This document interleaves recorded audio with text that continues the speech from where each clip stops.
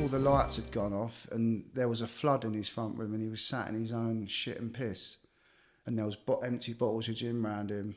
And at the time, I was so desensitised myself that my first thought was, you know, what can I get out of this place? What can I get? Rather than care and, you know, alarmingly be distressed that my dad's killing himself. And of course, after I got what I wanted, I'd make phone calls. And my dad had lots of interventions. I never, you know, I kept going. But the help went on to my dad. He ended up being put into a mental health institution, which is for people that, you know, they've lacked mental capacity. So there was little bits of intervention, but sadly that never worked. And like I said, my dad sadly died, you know, as a result of alcoholism. And I found him dead. The police were there, and I witnessed my dad on the floor, and that was in 2014. And by this stage, you know, my using was really progressive. Like I said, in and out of prison. There was a lot of pain. There was a lot of mental torture. I felt really tormented, but didn't understand the way out, you know. And there was a lot of tears. There was a lot of issues going on,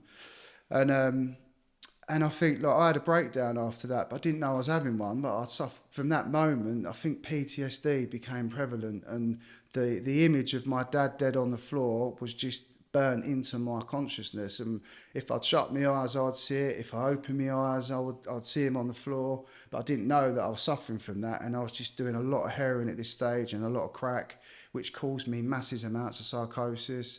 The diazepam was extreme use. Now I'm drinking special brew. I'm just trying to shut my own head up. In reality, I'm trying to just escape this torture. I'm like hell on earth. I think if there was a hell on earth, I was in that. I was in it. And I went on a wild spree, and I ended up getting chased by helicopters. I ended up on Crime Watch in 2013, and I ended up getting arrested, and I went into prison for the last time. And this time, something was happening in my soul, and I was in HMP Pentonville, and I was in this cell, and this light came through this window. It was like the sun coming up, and it illuminated the cell, and there was all blood on the walls, wax and toenails and other people's socks and cobwebs and old milk cartons at the window. I mean, it was horrific, you know, and I just remember feeling, I want to die. I don't want to be here.